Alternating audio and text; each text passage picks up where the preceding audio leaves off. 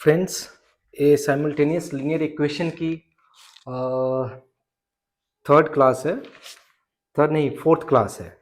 तो अभी मैंने आपको एक क्वेश्चन शीट दिखाया, यानी जो प्रॉब्लम्स है उनको दिखाया। आप उसका स्क्रीनशॉट ले लीजिए और स्क्रीनशॉट लेकर के सेव कर लीजिए। ये इसलिए क्योंकि इस वीडियो में बार बार इतने लंबे अगर प्रॉब्लम्स मैं यहाँ पे नोट करूँगा तो बहुत ज़्यादा टाइम कंज्यूम होगा। तो बढ़िया है कि हम प्रॉब्लम के सॉल्यूशन पे डिस्कस करेंगे, और प्रॉब्लम जो है आप इसका स्क्रीनशॉट ले करके या खुद पेपर में राइट डाउन कर लीजिए। जस्ट मैं नंबर बताऊंगा और उसके साथ में इसको सॉल्व करते हुए चलूंगा। तो इसमें ऐसा होगा कि हम बहुत ही कम टाइम में ज़्यादा क्वेश्चंस सॉल्व कर पाएंगे। ऑब्वियसली ये जो प्रॉब्लम रेफरेंस हैं ये गणित प्रकाश बुक से हमने लिए हुए हैं, लेकिन ये जो भी प्रॉब्लम्स हैं ये किसी भी बुक के कॉपीराइट नहीं है। ये सिमिलर टाइप के प्रॉब्लम्स आप जो भी रेफरेंस बुक फॉलो कर रहे हैं उसमें इसी टाइप के प्रॉब्लम्स होंगे। तो आप जस्ट इसके बेसिक्स को कैप्चर करिए कि इस टाइप के प्रॉब्लम्स को सोचते कैसे हैं, इसको सॉल्व कैसे करते हैं। ठीक है, तो चलिए, इसके पहले हमारी 3 क्लासेस हो चुकी हैं साइमल्टेनियस लीनियर इक्वेशन पे। इसको प्लीज जाकर के सबसे पहले देखिए, ताकि इस प्रॉब्लम्स को कैसे सॉल्व करते हैं आप उसको अच्छे ढंग से समझ पाएंगे। ठीक है, तो देखिए पहला प्रॉब्लम है कि my friend Rita has bought 5 pens and 3 pencils at ₹34 from the book shop near by our school. ठीक है, इसके बाद है but Sumita has bought 7 pens and 6 pencils at ₹53 at the same rate and from the same shop. Okay, I write by calculating the price of each pen and pencil by framing simultaneous equations। ठीक है, ये जो questions होते हैं ना, इसको जितनी बारीकी से आप पढ़ेंगे, जितना स्लो पढ़िए, सावधानी से पढ़िए, और जितनी बारीकी से आप समझेंगे उतना ही आप अच्छे से प्रॉब्लम को सॉल्व कर पाएंगे। क्योंकि सॉल्व करने के पहले तो आपको इक्वेशन फ्रेम करना है, और इक्वेशन फ्रेम तभी कर पाएंगे जब आप उसको अच्छे से समझेंगे। देखिए हमारी टेक्निक क्या रही है कि हमेशा हम पहले आइडेंटिफाई करते हैं कि अननोन क्या है। पहले हम अननोन आइडेंटिफाई करेंगे और उसके बाद क्वेश्चन को फ्रेम करेंगे, बाकी कंडीशंस में हम जाएंगे। देखिए यहाँ पे क्या है, लास्ट में पूछ क्या रहा है, I write by calculating the price of each pen and pencil, यानी price of each pen and each pencil ये अननोन है। ठीक, दो अननोन है, price of each pen and price of each pencil. ठीक, यानी कि एक्स और वाई। तो इसको सबसे पहले हम क्या करेंगे, लेट अस एज्यूम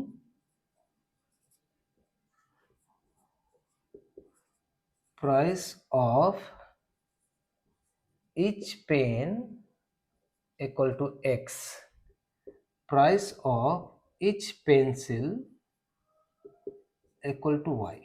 ठीक है, तो सबसे पहले जो अननोन है उनको हमने एज्यूम कर लिया।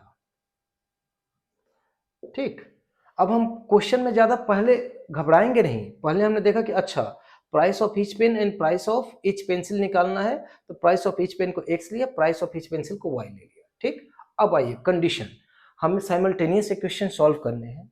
दो वेरिएबल है, यानी कि दो इक्वेशन बनाने हैं। ठीक, और अगर दो इक्वेशन बनाने हैं तो इसके लिए दो कंडीशन चाहिए हमें। तो ये दो कंडीशन यहाँ पे पूरे प्रॉब्लम के डिस्क्रिप्शन में दिया हुआ है। पहला कंडीशन क्या है, माई फ्रेंड रीता, यानी मेरी दोस्त Rita has bought 5 pens and 3 pencils at ₹34, यानी रीता ने 5 पेन और 3 पेंसिल खरीदी है कितने रुपए में, 34 में। तो कहना क्या चाहता है, 5 पेन्स की प्राइस कितनी हो जाएगी, 5 इंटू एक्स और प्लस 3 पेंसिल, तो 3 पेंसिल की प्राइस कितनी हो जाएगी, 3 इंटू वाई। तो 5 पेन की प्राइस और 3 पेंसिल की प्राइस, ये दोनों मिला करके कितने रुपए दिए रीता ने, ₹34। ये हो गया इक्वेशन 1, पहला कंडीशन। इसके बाद है but Sumita has bought 7 pens and 6 pencils at ₹53। अब सुमिता ने उसी दुकान से 7 पेन और 6 पेंसिल खरीदा है 53 रुपीज में। ठीक है, तो 7 पेन की प्राइस कितनी हो जाती है, 7x प्लस प्लस इसलिए करेंगे क्योंकि टोटल की प्राइस 53 रुपीज है, तो प्लस 6 पेंसिल्स की प्राइस कितनी है 6y, 6 इंटू वाई, एक पेंसिल की प्राइस है y और 6 पेंसिल्स तो 6 इंटू वाई इक्वल टू कितने रुपए हुए टोटल 53 रुपीज। ये हो गया इक्वेशन 2। बस हमारे इक्वेशन बन गए। अब आप इसको जो भी मेथड से आसान लगता है आपको, method of elimination, method of substitution या मेथड ऑफ कंपैरिजन, तो जो भी मेथड है इससे आपको सॉल्व कीजिए। Solve for x and y, तो x आपका जो निकलेगा price of each pen and price of each pencil. हो गया सॉल्व, तो आपने आसानी से कर लिया। ओके, चलिए अब इसी तरह हम दूसरे नंबर प्रॉब्लम पे चलते हैं। आपने जो स्क्रीनशॉट लिया है उससे जो दूसरा नंबर प्रॉब्लम है उसको आप एक बार देख लीजिए। मैं उसको पढ़ूंगा और सॉल्व करूंगा, लिखूंगा नहीं, ठीक है। दूसरा पेन है, the weight of my friend Ayesha and Rafiq all together is 85 kg. The half of weight of Aisha is equal to the 4/9 of weight of Rafiq. Let us calculate and write the weight of them separately by forming simultaneous equation. तो देखिए यहाँ पे पूछ क्या आ रहा है, unknown क्या है। Let us calculate and write the weight of them. Weight of them, them कौन है, आयशा और रफीक। तो आयशा और रफीक का जो वेट है वो अननोन है, ठीक, यानी दो अननोन। आयशा का वेट भी अननोन है और रफीक का वेट भी अननोन है। तो सबसे पहले आप क्या लिखोगे, let us assume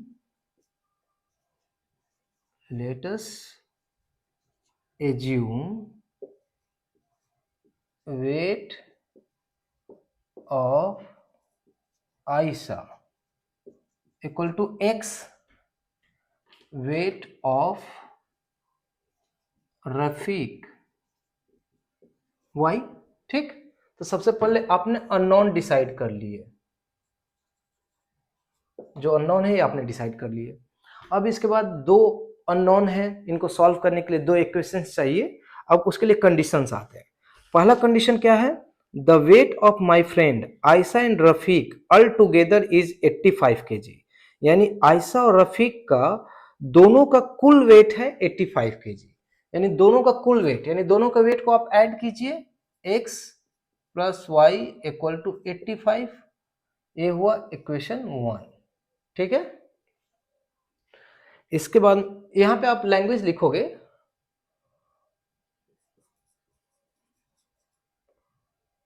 from the condition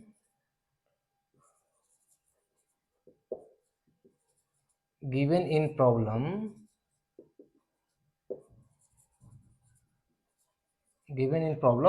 x plus y equal to 85, ये पहला है। दूसरा क्या है, the half of weight of Ayesha is equal to 4/9 of weight of Rafiq. Half of weight of Ayesha, Ayesha का वेट का हाफ, आयशा का वेट कितना है x है, उसके वेट का हाफ इज इक्वल टू है कितना 4/9 ऑफ वेट ऑफ रफीक, यानी 4/9 of weight of Rafiq. Of का मतलब मल्टीप्लीकेशन का साइन होता है ऑफ y, ठीक। तो ए हो गया दूसरा कंडीशन। इसको आप क्रॉस मल्टीप्लाई कर लो, देख लो ये क्या आता है, 9x इक्वल टू 8y। ये हो गया इक्वेशन 2। अब ये इक्वेशन 1 और इक्वेशन 2 है, इसको सॉल्व कीजिए, solve and get value of x and y, ठीक है। तो इस तरह से आपने दूसरा इक्वेशन भी आसानी से आप इसको सॉल्व कर लेंगे, ठीक है। चलिए फिर अब तीसरा क्वेश्चन अपने सामने रखिए, उस पर चर्चा करते हैं।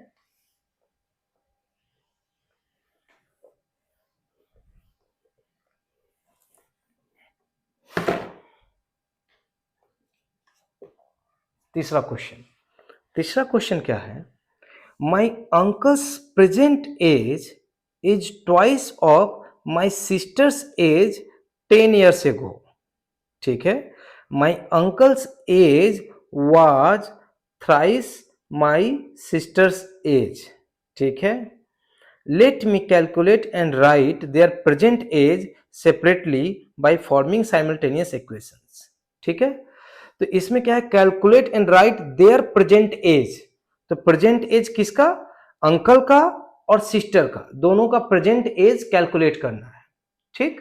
तो सबसे पहले अननोन क्या हो गया, प्रेजेंट एज ऑफ अंकल और प्रेजेंट एज ऑफ सिस्टर। तो इसको आप सबसे पहले लिखिए, लेट अस एज्यूम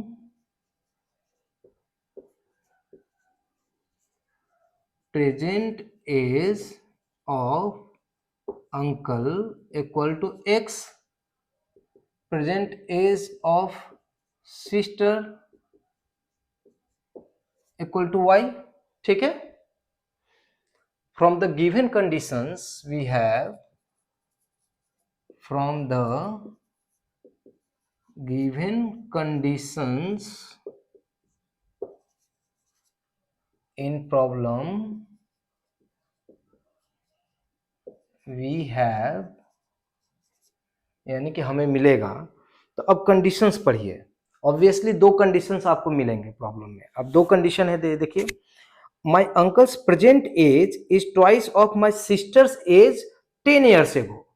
तो मेरे अंकल की प्रेजेंट एज क्या है, एक्स, ये कितना है, इज इक्वल टू ट्वाइस, दोगुनी है, of my sister's age 10 years ago. तो मेरी सिस्टर्स की एज 10 साल पहले जो थी उसकी दुगनी है। सिस्टर्स की प्रेजेंट एज वाई है, 10 साल पहले एज कितनी होगी, वाई माइनस 10। तो 10 साल पहले जो एज थी उसकी डबल है, क्या, अंकल की प्रेजेंट एज।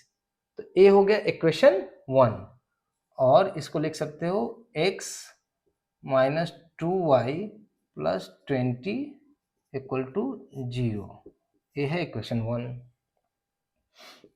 एंड ये तो पहला कंडीशन मिला।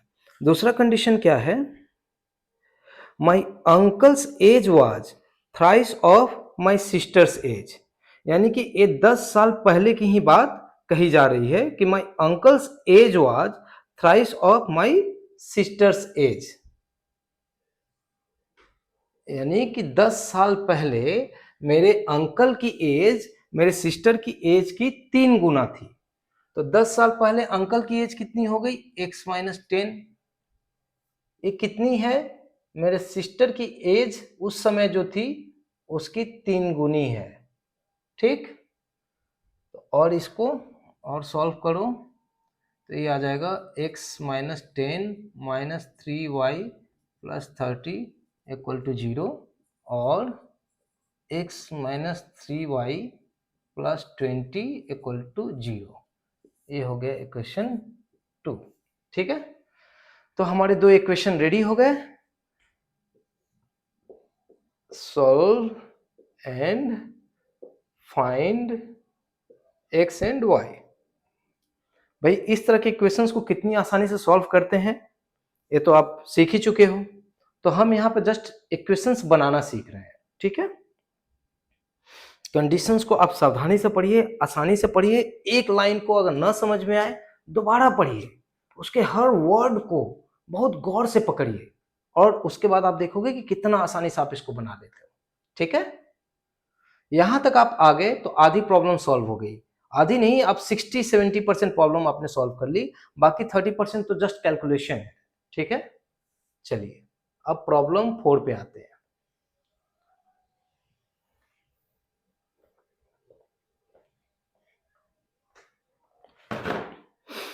प्रॉब्लम 4 क्या है, देव कुमार काकू of our village draws ₹590 through cheque from the bank.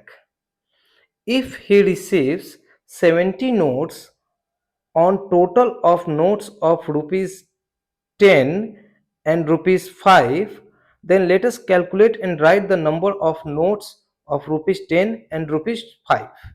यानी कि let us calculate and write the number of notes of ₹10 and ₹5। Unknown क्या है कि ₹10 के कितने नोट हैं और ₹5 के कितने नोट हैं, ठीक। तो सबसे पहले लिखिए, लेट अस एज्यूम, अच्छा ये वाला वर्ड ना मैं रहने ही देता हूं क्योंकि ये बार बार लिखना पड़ रहा है। लेट अस एज्यूम, अच्छा ये क्वेश्चन नंबर क्या है 4।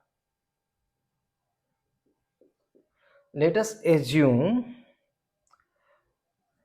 number of ₹10 notes equal to x and number of ₹5 notes is y।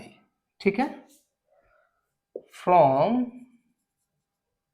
given conditions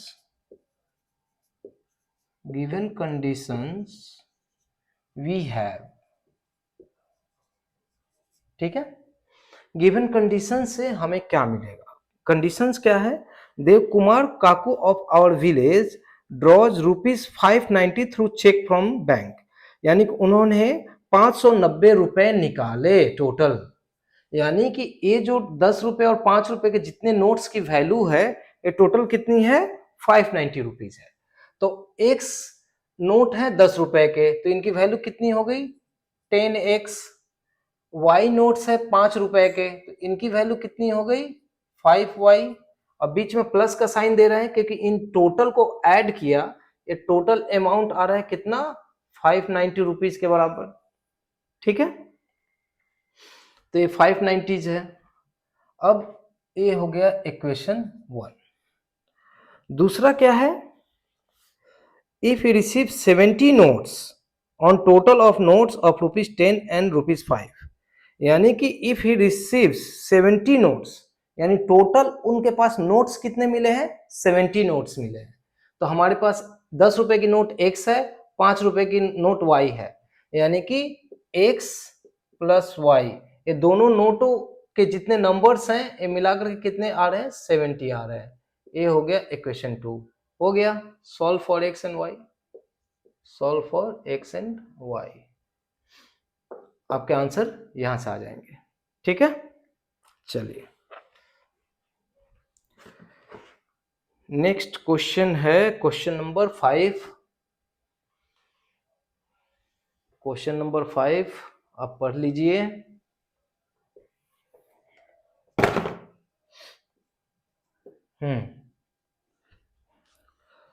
I write a proper fraction in our school blackboard whose denominator is greater than its numerator by 5, and when 3 is added to both numerator and denominator it becomes 3 by 4। Let us form the simultaneous equations and by solving write the proper fraction on the blackboard। यानी basically ये एक proper fraction निकालने की बात की जा रही है। प्रॉपर फ्रैक्शन क्या होता है, यानी जिसके एक्स, फ्रैक्शन का मतलब क्या होता है जिसमें एक न्यूमरेटर होता है और एक डिनोमिनेटर होता है, ठीक। तो यहां पे आपको एक प्रॉपर फ्रैक्शन निकालने की बात की जा रही है, यानी एक्स बाई वाई की वैल्यू निकालने के लिए बात की जा रही है, ठीक। तो यहां पे late us assume the proper fraction is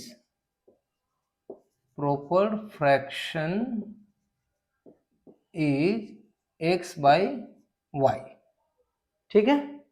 आपने जो फ्रैक्शन जो निकालने की बात कही जा रही है वो अननोन है, आपने उसको मान लिया कि वो है x by y। अब इसके बाद आप कंडीशंस में आइए। कंडीशन में that is here numerator equal to x and denominator equal to y। इसका तो मतलब यही हुआ ना, प्रॉपर फ्रैक्शन आपने x बाई y ले लिया है तो इसका न्यूमरेटर x है डिनोमिनेटर y है। यहां तक आप क्लियर हो।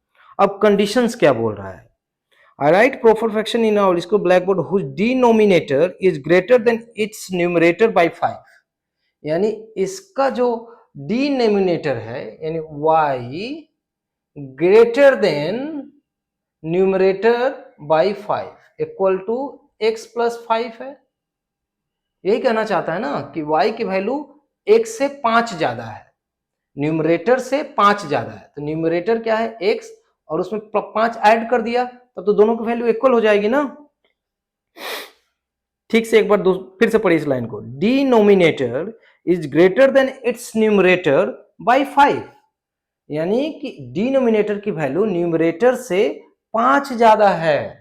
तो न्यूमरेटर है x, उसमें 5 ऐड कर दिया, तो ये जो वैल्यू आ रही है ये डिनोमिनेटर के वैल्यू के बराबर है। हो गया इक्वेशन 1। दूसरा क्या है, and when 3 is added to both numerator and denominator it becomes 3/4। अब बोल रहा है कि अगर बोथ न्यूमरेटर और डिनोमिनेटर पे 3 ऐड कर दो तो इनकी वैल्यू कितनी आ जाती है, 3/4। दूसरा कंडीशन इसका मतलब क्या है कि x में 3 जोड़ दो, फिर y में भी 3 जोड़ दो, तो ये जो वैल्यू आती है ये वैल्यू हो जाती है 3/4। ठीक, 3/4 ये आती है। अब क्रॉस मल्टीप्लाई कर लो दोनों तरफ, तो 4 into x plus 3 that's equal to 3 into y plus 3, और 4x plus 12 equal to 3y plus 9, और एक साइड में लेकर आ जाओ, 4x plus 12 minus 3y minus 9 equal to 0, और वैल्यू आ जाएगी 4x minus 3y plus 3 equal to 0। अब ये हो गया इक्वेशन 2। आपके दो इक्वेशंस बन गए। Solve for x and y, x and y के लिए सॉल्व कीजिए, then fraction equal to x by y. उसके बाद x और y, x की वैल्यू यहाँ पे रखो, y की वैल्यू यहाँ पे रखो, तो जो आएगा प्रॉपर फ्रैक्शन a वाली वैल्यू होगी, यही आंसर होगा। ठीक है, ओके। चलिए, तो अब बहुत अच्छे से समझ रहे हैं सारे प्रॉब्लम्स को। अब देख रहे हैं जितनी आसानी से हम इसको कर रहे हैं, क्योंकि हम कॉम्प्लिकेशंस में नहीं जा रहे हैं। हमेशा सबसे पहले जो अननोन है उसको लिख रहे हैं, उसके बाद में हम कंडीशंस फॉलो कर रहे हैं, इक्वेशन बन रहा है, उसके बाद उसको सॉल्व करके आंसर निकालेंगे। ठीक है, चलिए।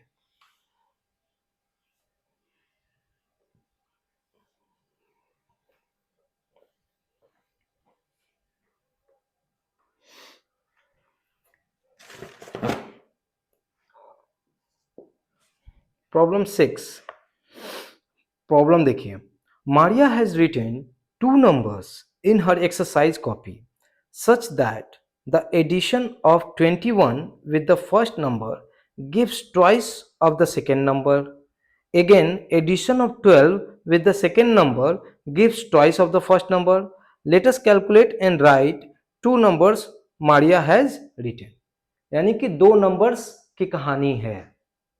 मारिया ने कोई 2 नंबर गलती से ब्लैक बोर्ड पर लिख दिया है। अब मारिया ने क्या गलती की है वो हमें फाइंड आउट करना है, यानी कि मारिया ने कौन से 2 नंबर्स लिख दिए हैं। ठीक है, तो चलिए, तो सबसे पहले अननोन्स क्या हो गए, 2 नंबर्स हो गए। Let us assume first number equal to x, second number equal to y। ठीक है, हो गया। From the given conditions, from the given conditions, देखिए मैं डायरेक्टली लिख रहा हूं फ्रॉम द गिवन कंडीशंस, और इसके बाद मैं दोनों ही कंडीशंस डायरेक्टली लिख दे रहा हूं। आप इसको लिख सकते हैं फ्रॉम द फर्स्ट कंडीशन, आप इसको लिख सकते हैं अगर प्रॉपरली एकदम एग्जामिनेशन के लैंग्वेज में लिखिए, from the first condition we get. ठीक है, फर्स्ट कंडीशन क्या है, 2 numbers exercise such that the addition of 21 with the first number gives twice of the second number. Addition of 21 with the first number, यानी कि first number के साथ में 21 आपने ऐड किया तो क्या मिलेगा, gives twice of the second number. तो मिलता क्या है, इतना इक्वल टू हो जाता है 2 इंटू वाई, यानी सेकेंड नंबर का डबल हो जाता है। ठीक, तो ये हो गया आपका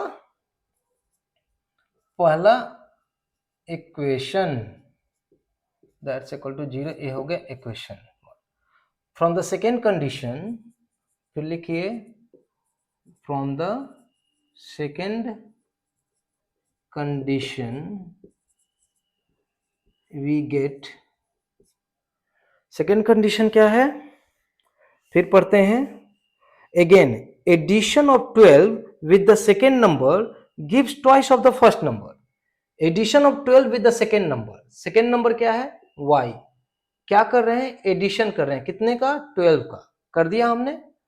इससे क्या मिल रहा है, इक्वल टू मिल रहा है twice of the first number, twice of the first number, of का मतलब मल्टीप्लीकेशन होता है, सेकेंड नंबर क्या है x, of the first number, first number है x, तो ट्वाइस ऑफ x यानी 2 इंटू एक्स, ठीक है, हमने सही लिखा। तो अब इसको आप कर सकते हो कि y minus 2x plus 12 equal to 0, ये हो गया इक्वेशन 2, ठीक है। अब देखिए इसमें आपको लग रहा होगा यार यहाँ पे तो x था, उसके बाद y लिखा, उसके बाद 21, यहाँ पे तो y पहले आ गया, फिर x आ रहा है, फिर 12 आ रहा है, ये कैसे, तो कैसे इसको सॉल्व करेंगे, ऐसे नहीं होता। आप इसको अगर उतना सिंप्लीफाई करना चाहते हो तो इसमें से आप माइनस कॉमन ले लो, तो माइनस कॉमन ले लोगे तो ये क्या हो जाएगा, y के सामने प्लस का साइन था तो माइनस y हो जाएगा, x के सामने माइनस का साइन था तो o प्लस 2x हो जाएगा, और प्लस 12 था तो माइनस 12 हो जाएगा इक्वल टू 0। तो और अब ये माइनस इधर चली जाएगी, 0 के साथ मल्टीप्लाई हो जाएगी, डिवाइड हो जाएगा, कुछ भी हो जाएगा, तो ये गायब ही हो गया। तो अब इसको और थोड़ा सा संभाल लो, तो अब इसको लिख सकते हो 2x minus y minus 12 equal to 0। तो आप इसको भी इक्वेशन 2 की तरह लिख सकते हो, इससे वैल्यूज पे कोई फर्क नहीं पड़ता, ठीक है। तो अब यहाँ पे solve for x and y, ठीक है, by any method, by any method, यहाँ पे आपको फुल फ्रीडम दी जा रही है, कोई भी मेथड आप कर लो। तो ये जो भी आप निकालोगे, तो मारिया ने जो फर्स्ट नंबर लिखा था और जो सेकेंड नंबर लिखा था ब्लैक बोर्ड पे, वो आपने निकाल लिया, ठीक है। चलिए 5 नंबर क्वेश्चन भी सॉल्व हो गया, 6 भी हो गया, चलिए 7th पे चलते हैं, ठीक है। ओह मिट गया, ओके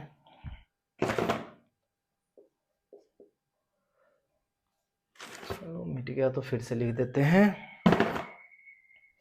लेटस एज्यूम तो पहले लिखना ही पड़ेगा, लेटस एज्यूम 7 नंबर है, both Lalima and Romen clean their garden. देखिए हम उनके आर्किटेक्चरल ब्यूटी पे नहीं जा रहे हैं कि ये कहानियां क्या सुना रहे हैं, हम सबसे पहले पढ़ते हुए प्रॉब्लम के लास्ट तक जा रहे हैं, वहां पे हम आइडेंटिफाई कर रहे हैं कि अननोन क्या है। अब ब्लाइंडली सबसे पहले हम लिख रहे हैं कि भाई अननोन ए है और ए है, लिख लिया। अब इसके बाद हम एक चीज जानते हैं कि साइमल्टेनियस लीनियर इक्वेशन में दो अननोन को सॉल्व करने के लिए दो इक्वेशन चाहिए, दो इक्वेशन का मतलब दो कंडीशंस होते हैं, ठीक है, इक्वेशन डेवलप होते हैं कंडीशंस से। तो इस प्रॉब्लम में उसके बाद दो कंडीशंस दिए हुए हैं, तब हम पहली बार सरसरी निगाह में प्रॉब्लम को पढ़ रहे हैं, अननोन को लिख रहे हैं, नोट डाउन कर रहे हैं, और दूसरी बार अब इन डेप्थ पढ़ रहे हैं, और सबसे पहले जो पहला कंडीशन आ रहा है उसको एकदम ध्यान से पहले कंडीशन पे बस फोकस कर रहे हैं और उसको खूब अच्छे से पढ़ रहे हैं कि वो कहना क्या चाहता है, और उसके बाद उस कंडीशन को समझ करके जो इक्वेशन बनेगा वो पहला इक्वेशन हो गया। फिर उसके बाद दूसरा कंडीशन को पूरा फोकस दे करके पढ़ेंगे, और जो भी समझ में आ रहा है उसको अच्छे ढंग से लाइन बाय लाइन फॉलो करेंगे, तो जो बनेगा हमारा वो सेकेंड इक्वेशन हो गया, और इसके बाद आप उसको सॉल्व कर लीजिए, ठीक है।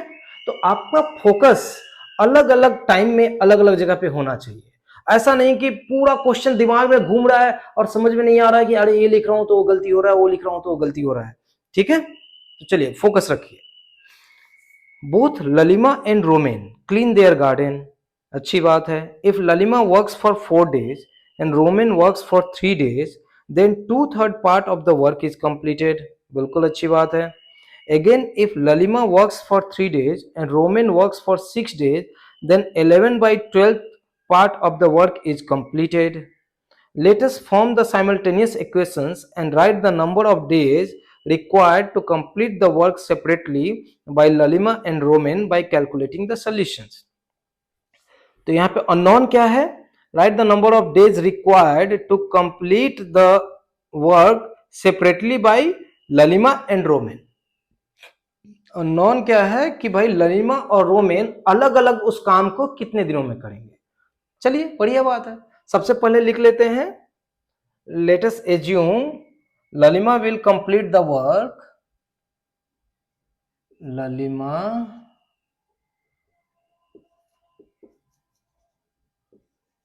will complete the work in X days. ठीक. इसके बाद Roman will complete the work in Y days. ठीक है.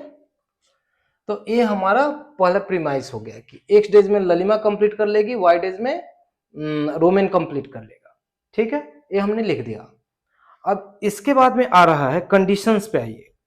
If Lalima works for 4 days and Roman works for 3 days, then 2/3 part of the work is completed. तो भाई ललिमा 4 days के लिए काम कर रही है और रोमन 3 days के लिए काम कर रहा है. तो आपको यहां पे Lalima complete the work in X days, यानी X डेज में फुल काम करती है. Then work done by Lalima, work done by Lalima in 1 day equal to क्या होगा? 1/x होगा. टोटल काम करती है X डेज में, तो 1 डेज में कितना करेगी? टोटल मतलब 1 काम करती है X डेज में, तो 1 डे में कितना करेगी? 1/x. ठीक है. इसी तरह work done by Roman in 1 day equal to हो जाएगा 1/y. ठीक है. अब देखिए ये हमें पता लग गया. अब पहला कंडीशन क्या है? From the first condition we get, from the first condition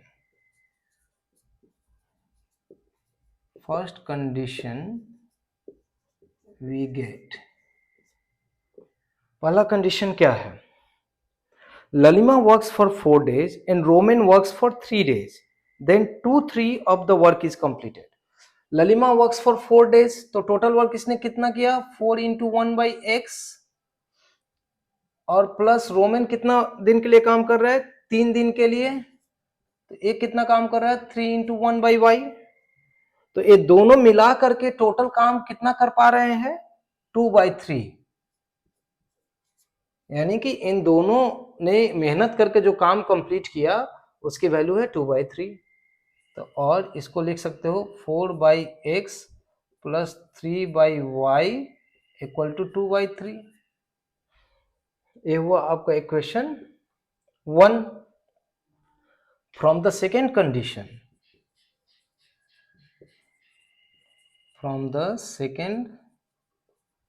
condition, we get. ठीक है. सेकेंड कंडीशन क्या है? Again if Lalima works for 3 days and Roman works for 6 days, then 11/12 part of the work is completed. ठीक है. तो अब ललिमा काम कर रही है 3 दिन के लिए और रोमन काम कर रहा है 6 दिन के लिए. तो ललिमा 3 दिन के लिए काम करेगी तो 3 into 1/x, प्लस रोमन 6 दिन के लिए काम करेगा तो 6 into 1/y. और ये दोनों मिलाकर के कितना काम कर पा रहे हैं? टोटल वर्क का 11/12. और इसको थोड़ा और सॉल्व कर लो तो आएगा 3/x plus 6/y equal to 11/12. ये हो गया इक्वेशन 2. ठीक. अब ये इक्वेशंस हो गए. अब इनको सॉल्व करके solve and get x and y, ठीक है. अब देखो भाई इसमें घबराना नहीं है कि 1/x 1/y आ गया, इसको कैसे सॉल्व करें यार, ये कैसे होगा. नहीं नहीं, बिल्कुल नहीं घबराना है। इस तरह के प्रॉब्लम्स हम ऑलरेडी, आप हमारे पिछले क्लासेज में जाइए, हमने बहुत अच्छे से सॉल्व किया है इसको, ठीक है। तो कोई इसमें जादू की छड़ी वाला कोई काम नहीं है। आपने इक्वेशन यहां तक बना लिया, फिर आपने जिस तरह से हमने इसको सॉल्व किया है पिछले क्लासेज में, बिल्कुल सेम टू सेम इसको सॉल्व करेंगे, ठीक है, बिल्कुल घबराना नहीं है। तो चलिए 7 नंबर प्रॉब्लम भी इस तरह से सॉल्व हो जाता है। अब 8 नंबर प्रॉब्लम पे फोकस करेंगे।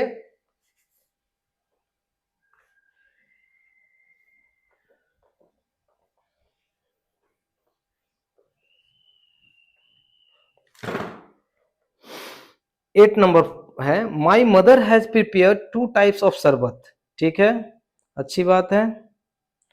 There is 5 kg sugar in 100 liter शरबत of the first type and 8 kg sugar in 100 liter शरबत of the second type, बहुत अच्छी बात है।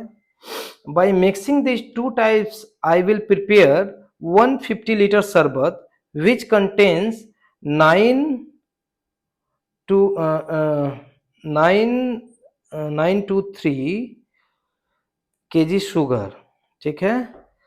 forming simultaneous equation, let us calculate how much quantity of two types of शरबत will be mixed to prepare 150 liter शरबत, ठीक है। कहानी यहाँ पे दो शरबत की है। एक शरबत में शुगर की क्वांटिटी कुछ अलग है, दूसरे में शुगर की क्वांटिटी कुछ अलग है।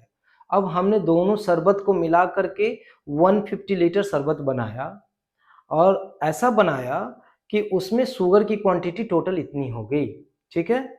अब इसमें पूछा आपसे ये जा रहा है कि हमने पहले शरबत का कितना लीटर लिया, दूसरे शरबत से कितना लीटर लिया, यही पूछा जा रहा है ना भाई।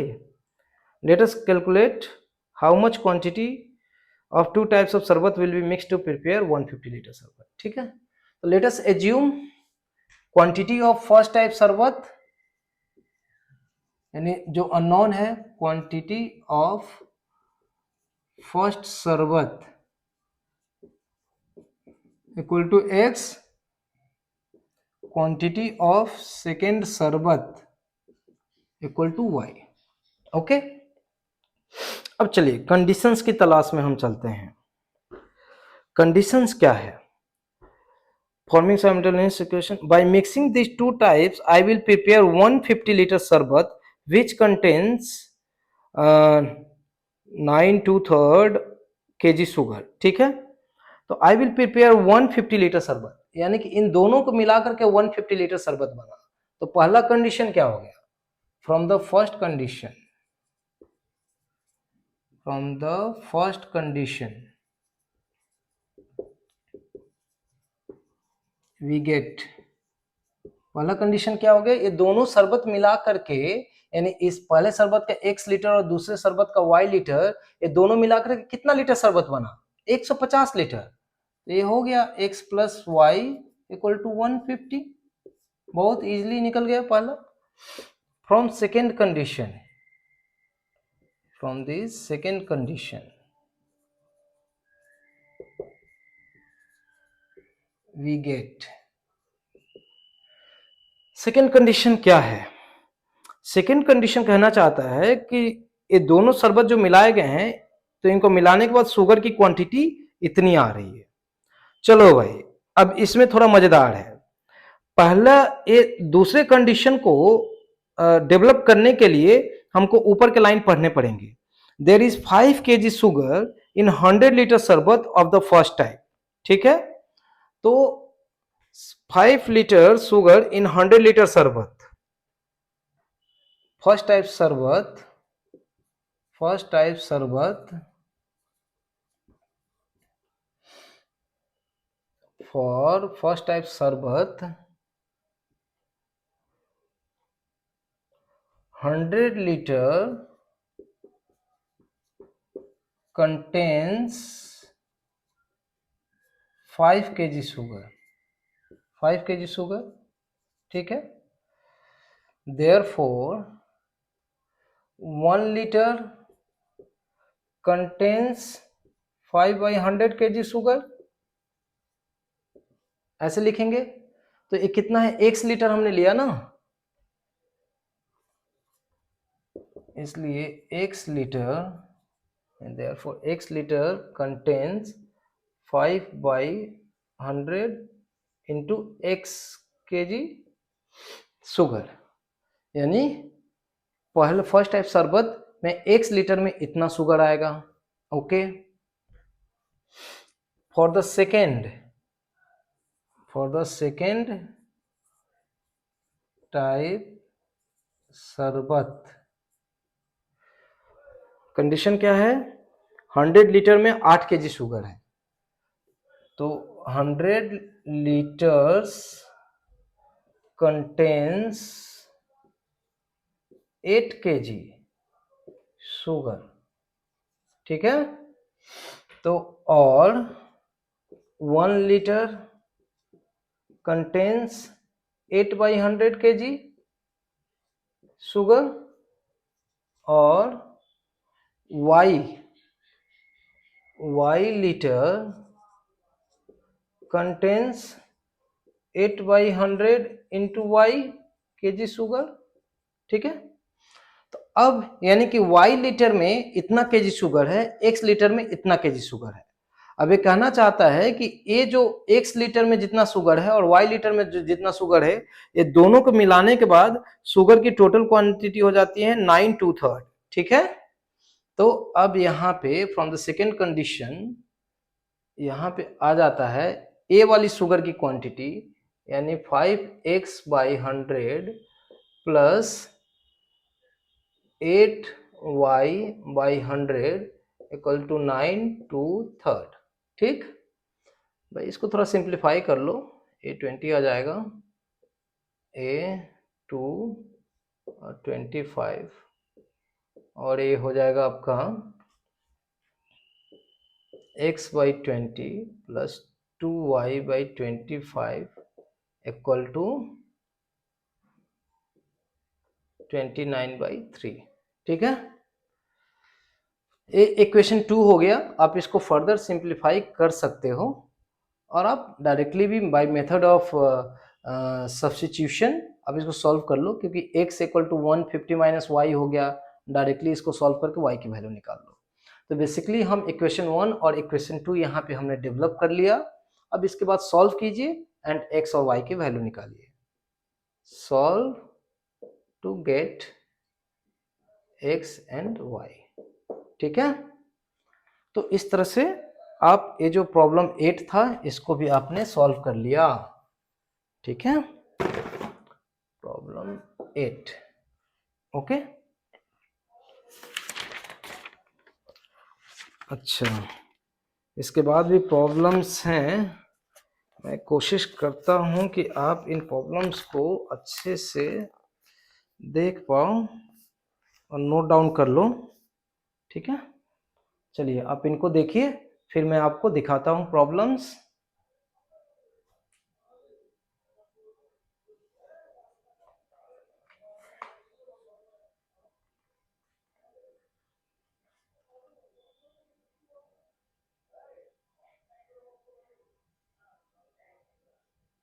आप स्क्रीनशॉट ले लीजिए इसका,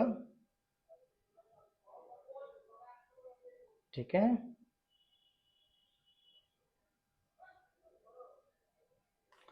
चलिए, होपफुली जितनी देर तक मैंने दिखाया आप स्क्रीनशॉट ले पाए होंगे। तो कुछ और प्रॉब्लम सॉल्व कर लेते हैं। बेसिकली आप अंडरस्टैंडिंग आपकी डेवलप हो रही है ना, तो सारे के सारे प्रॉब्लम्स उसी तरह से बनने वाले हैं, ठीक है। फिर भी हम 5-7 और प्रॉब्लम ले लेते हैं। अभी 43 मिनट्स की क्लास हुई है, तो कोशिश करते हैं 1 घंटे 10-15 मिनट के आसपास में इसको रैप अप करेंगे हम।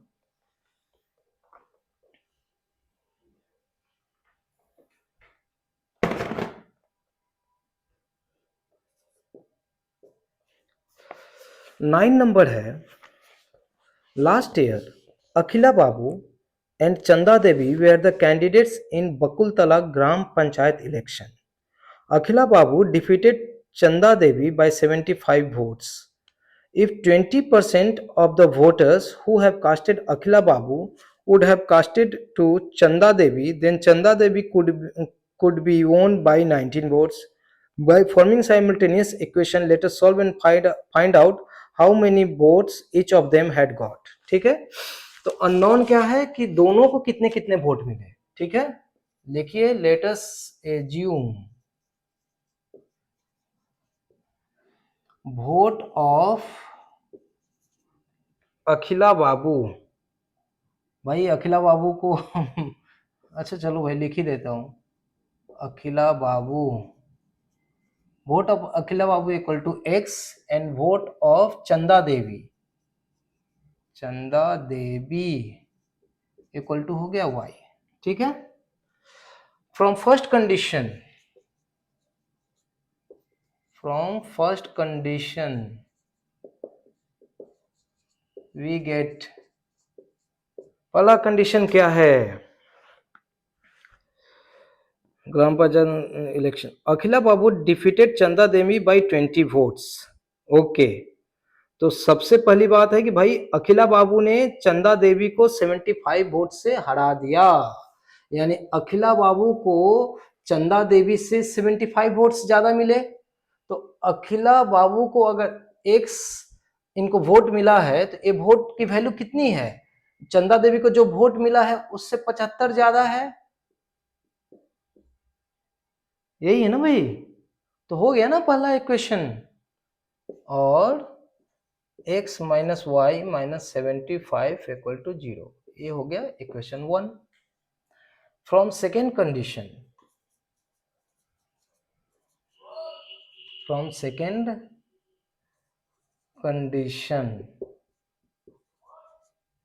वी गेट, चलिए सेकेंड कंडीशन से हमें क्या मिलता है पढ़ते हैं. If 20% of the voters who have casted Akhila Babu would have casted to Chanda Devi, तो सबसे पहले 20% of voters who have casted Akhila बाबू, तो पहले तो ये निकाल लें कि अखिला बाबू को जिन लोगों ने दिया उसका 20% कितना होता है. 20% of Akhila Babu votes, Akhila Babu votes equal to 20% of x, क्योंकि अखिला बाबू का वोट तो एक्स है ना, तो 20% ऑफ एक्स का मतलब 20% का मतलब 20/100, ऑफ का मतलब गुना का साइन ऑफ एक्स. ठीक है, ये हो गया 5, तो यानी ऊपर में आ गया x और नीचे में आ गया x/5. ठीक है, तो 20% ऑफ अखिला बाबू वोट्स का मतलब हो गया x/5.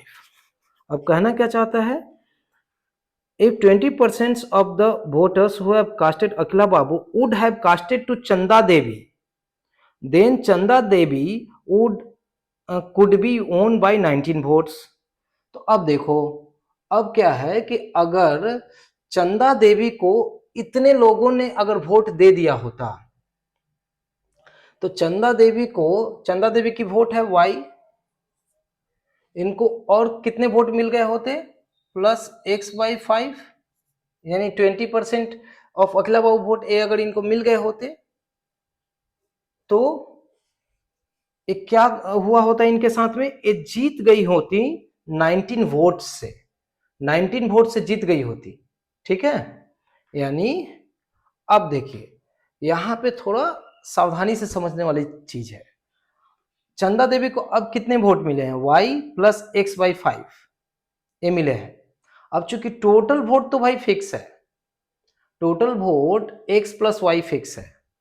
अब यहां पे क्या है कि y प्लस x/5 इनको मिल गए, तो x/5 इनको अगर मिल जाते हैं तो उनके पास में कितने वोट बच गए, अखिला बाबू के पास में कितने वोट बच गए, 4x/5 इतने वोट बच गए. अब इतने जो वोट हैं, अब कंडीशन क्या कहता है, Chanda Devi could be won by 19 votes, यानी कि अगर इसमें 19 वोट्स ऐड कर देते हैं तब चंदा देवी के वोट के इसके बराबर होगा. देखो चंदा देवी को कितने मिले, y और प्लस 20% ऑफ अखिला बाबू के वोट, तो अखिला बाबू का वोट कितना था, x था, तो उसका 20% इनके पास चला गया, तो अखिला बाबू के पास बचा कितना वोट, 4x/5। अब ये कहना कि ये जो 4x/5 है तो उसमें मतलब इतना वोट मिलने से और इनको इतना वोट मिलने से ये 19 वोट से जीत रही थी, 19 वोट से जीत रही थी, यानी इनका वोट 19 ज्यादा था। तो 19 ज्यादा था यानी कि 19 को यहाँ पे प्लस कर देते हैं, तब ये दोनों वैल्यू इक्वल हो गई। ठीक है, समझिए, यानी कि अखिला बाबू का वोट इनके वोट से 19 कम था, तभी तो ये 19 से जीत रही थी। तो अगर 4x/5 है, इस टोटल से 19 कम था, तो यानी कि अगर 19 हम ऐड कर देते हैं तो ये दोनों ही इक्वल हो जाएंगे। ठीक, अब चलिए, अब इसको आप थोड़ा सा सिंप्लीफाई कर लीजिए और ये हो जाएगा 5y + x/5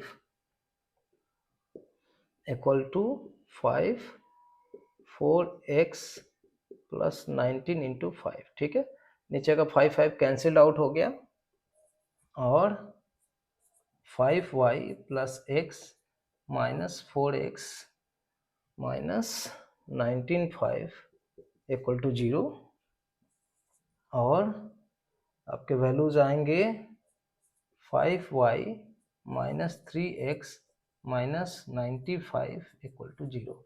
ये हो गया आपके equation 2। solve 1 and 2, solve 1 and 2 by any method to get x and y। ठीक है, ठीक है।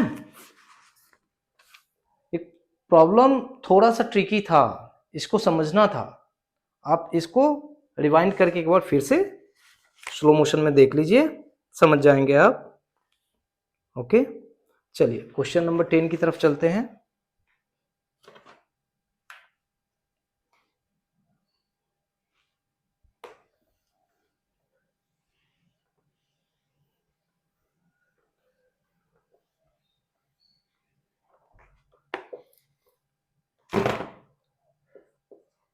क्वेश्चन नंबर 10 आपने पढ़ा, चलिए मैं भी पढ़ता हूं एक बार आपके साथ।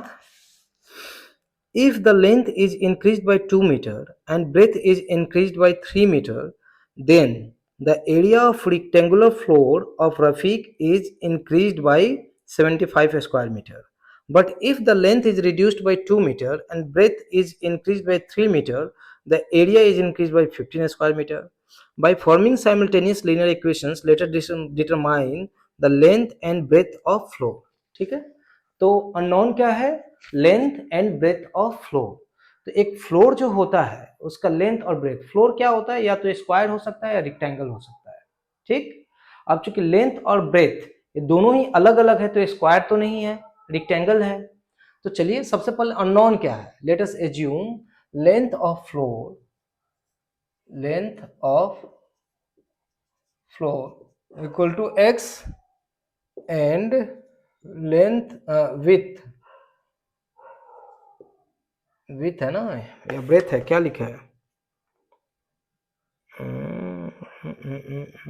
Breath. Okay,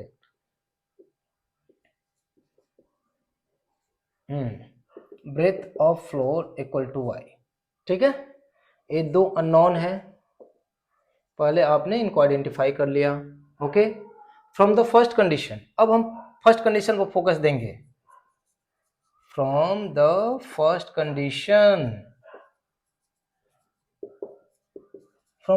condition we get, चलिए पहला कंडीशन पढ़ते हैं। क्या है पहला condition, if the length is increased by 2 meter and breadth is increased by 3 meter, then the area of rectangular floor of Rafiq is increased by 75 square meter। ठीक है, if length is increased by 2 meter, यानी कि length बढ़ा दिया 2 metre x + 2, and breath को बढ़ा दिया कितना, 3 मीटर से, क्या 3 मीटर से, हाँ y + 3 ये बढ़ा दिया। इसके बाद क्या, देन द एरिया का मतलब क्या होता है, लेंथ इंटू ब्रेथ होता है, तो नया वाला एरिया क्या हो जाएगा, this length into this length.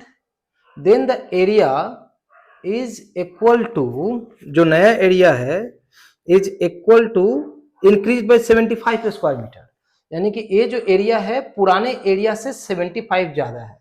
तो पुराना एरिया क्या था, पुराना लेंथ इनटू पुराना ब्रेथ, और उससे क्या है 75, ये वाला एरिया उससे 75 ज्यादा है। तो हो गया ना भाई, इक्वेशन बन गया ना एक। अब इसको बनाइए, x into y plus 3x plus 2y plus 6 that's equal to xy plus 75। ठीक, xy दोनों तरफ है, कैंसिल आउट हो गया, और आ जाएगा 3x plus 2y plus 6 minus 75 that's equal to 0, और 3x plus 2y minus 69 equal to 0। ये हो गया इक्वेशन 1। ठीक है, फ्रॉम द फर्स्ट कंडीशन से हमें ये मिलता है। From the second condition, from the second condition we get, देखिए सेकेंड कंडीशन क्या है, सेकेंड कंडीशन है but if the length is reduced by 2 metre. चलिए, length is reduced by 2 metre, तो क्या हो गया, लेंथ हो गया नया length x minus 2, and breadth is increased by 3 metre. चलिए, breadth is increased by 3 metre, यानी कि y plus 3 metre, then the area is, तो फिर एरिया की बात हो रही है, यानी कि दोनों मल्टीप्लाई हो गए, then the area is increased by 15 square metre, यानी कि पुराना जो एरिया था उससे 15 स्क्वायर मीटर ज्यादा हो गया। ठीक है, फिर आप इसको सॉर्ट आउट करो, सॉल्व करो, और वैल्यू आएगी xy plus 3x minus 2y minus 6 equal to xy plus 15। xy cancelled out, तो और 3x minus 2y minus 6 minus 15 equal to 0, और 3x minus 2y minus 21 equal to 0। तो ये इक्वेशन बना, ये इक्वेशन बना 2। ठीक है, now solve 1 and 2 to get x and y। ठीक है, x एंड y हमारा अननोन है, सॉल्व कीजिए इसको, और x और y की वैल्यू मिल जाएगी आपको। चलिए, तो हमने 10 क्वेश्चन सॉल्व किए। इसी तरह से बाकी जो क्वेश्चंस हैं, टेक्निक सारी की सारी यही है, इस टेक्निक से बाकी आप क्वेश्चन सॉल्व कीजिए। ठीक है, और इसके साथ में ही साइमल्टेनियस लीनियर इक्वेशन का ये चैप्टर खत्म होता है। कुछ मल्टीपल टाइप्स क्वेश्चंस हैं, तो उनको मैं कोशिश करूंगा कि शॉर्ट्स वीडियोस जो होते हैं ना, उसमें बना करके और विद इन 1 मिनट्स इनको सॉल्व कर किया जाए, ताकि आपके लिए भी आसान होगा। उसमें तो थ्योरी समझानी नहीं है, आप सारी थ्योरीज के लिए जो लंबे लंबे क्लासेज हैं आप उनको फॉलो कीजिए, बेसिक्स और कॉन्सेप्ट को क्लियर रखिए, और फिर बाकी जो भी कहानियां हैं आप देख रहे हो, कहानियां कुछ भी हो, हमने अपना फोकस 3 पार्ट में रखा हुआ है। पहले अननोन फाइंड करो, फिर फर्स्ट कंडीशन को अच्छे से समझो, बार बार पढ़ो, फर्स्ट कंडीशन समझ में आ गया तो बिल्कुल उसी तरह से लिखो, फिर सेकेंड कंडीशन को लिखो, इक्वेशंस को आप इस फॉर्मेट में ले आओ। फॉर्मेट हमारा क्या था, शुरुआत से ही बोल रहे हैं ax plus by plus c equal to 0, इस फॉर्मेट में लेकर के आना है, आप लेकर के आओ और बाय एनी मेथड उससे सॉल्व कर लो। ठीक, तो बाकी आप प्रैक्टिस कीजिए। चलिए, फिर मिलते हैं नेक्स्ट चैप्टर में, तब तक प्रैक्टिस करते रहिए।